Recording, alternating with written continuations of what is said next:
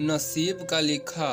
पंडित जी की ऐसी बातों से उसकी पत्नी काफ़ी दुखी हो जाया करती थी और मन ही मन सोचती थी कि कैसा स्वार्थी पिता है, अपनी बेटी को इतने कष्टों में देखकर भी उसकी मदद करने के लिए मना करता है।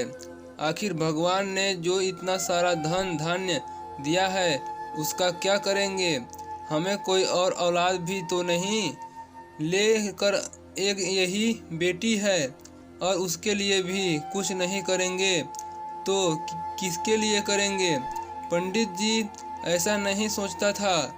ऐसा नहीं है कि पंडित अपने पुत्री से प्रेम नहीं करता था, लेकिन उसने अपनी पुत्री की कुंडली इतने अच्छे से पढ़ी थी और वह यह पहले से ही जानता था कि वह चाहे किसी भी लड़के से शादी करती, लेकिन उसके जीवन में यह समय आने वाला ही था और बिना इसे भुगते उसको छुटकारा नहीं मिलने वाला था।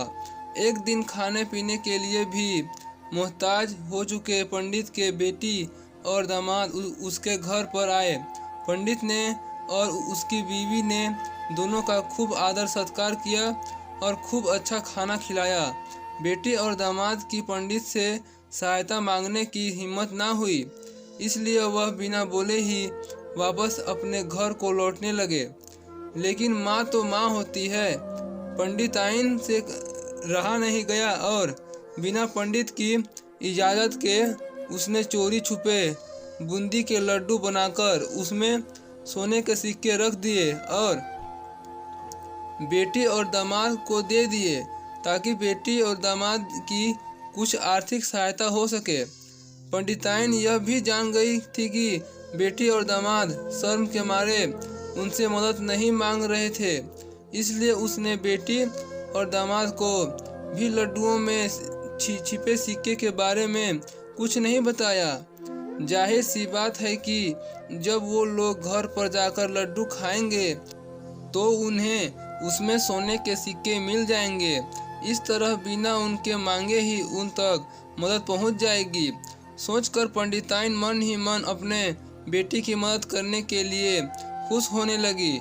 पंडित के दामाद और बेटी उन दोनों का आशीर्वाद लेकर अपने घर के तरफ रवाना हो गए। उन दिनों गाड़ियां तो होती नहीं थी, थोड़ा घोड़ा गाड़ी या बैलगाड़ियां चलती थी। पैसे ना होते तो और चीज़ों की लेन देन से भी व्यवहार होता था। बेटी और दामाद का गांव पंडित के घर से कोसों दूर था, फिर भी पैसों की कमी के चलते वह चलकर अपने गांव की तरफ निकल पड़े। थोड़े दूर ही चल रहे थे कि पंडित की बेटी के पैर में मोच आ गई और अब उसको चलना ही भी मुश्किल हो गया। पंडित के दामाद ने जब देखा कि उसकी बीवी जब बिल्कुल चलने में सक्षम नहीं है, तो उसने एक टांगा अपने घर तक किराए पर ले लिया। दोनों पति पत्नी टांगे में बैठकर घर तक पहुंच गए, लेकिन टांगे वाले को देने के लिए उनके पास पैसे नहीं थे। इसलिए पंडिताइन ने जो बूंदी के लड्डू उन्हें दिए थे वही किराए के तौर पर उस टांगे वाले को दे दिए। टांगे वाला बूंदी के लड्डू को लेकर वहां से चला गया। टांगे वाला अपने घर की तरफ जा रहा था, तब उसे एक हलवाई की दुकान दिखी। उसने सोचा कि थोड़े से बूंदी के लड्डुओं से मेरे घर के लोगों का पेट थोड़ी भरने वाला है। इससे अच्छा है मैं इन बूंदी के लड्डुओं को बेचकर उनसे कुछ चावल खरीद लेता हूँ। टांगे वाले ने बूंदी के लड्डू हलवाई को बेच दिए। जिस गांव में वह हलवाई रहता था, उसी गांव में एक आदमी ने अपने घर पर पूजा रखी थी और उसी पंडित को उस पूजा के लिए बुलवाया गया था। पूजा में लगने वाले प्रसाद के लिए उस आदमी ने उसी हलवाई से बूंदी के लड्डू लिए जहां पर उस टांगे वाले ने बेचे थे। हलवाई ने भी उस आदमी को टांगे वाले से खरीदते हुए लड्डू ही पहले दिए ताकि वह खराब ना हो जाए, क्योंकि वह नहीं जानता था यह लड्डू कब बने हैं।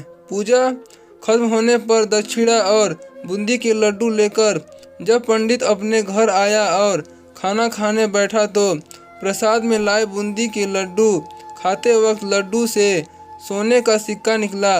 इस घटना को देखकर पंडिताइन की आंखों से आंसू बहने लगे। पंडित ने जब पंडिताइन से उसके सोने का कारण पूछा तो पंडिताइन ने पंडित को सब कुछ बताया और पंडित ने उनकी बातों पर भरोसा न करने के लिए माफ़ी मांगी। पंडित ने पंडिताइन के आंसू पोंछे और कहा कि तुम्हारी तरह मैं भी हमारी बेटी को बहुत प्रेम करता हूँ, लेकिन अगर हम उसकी अब मदद करते हैं तो दामाद हमसे हमेशा ऐसे ही मदद की अपेक्षा रखेंगे और अपनी बुरी आदतों को कभी नहीं छोड़ेगा।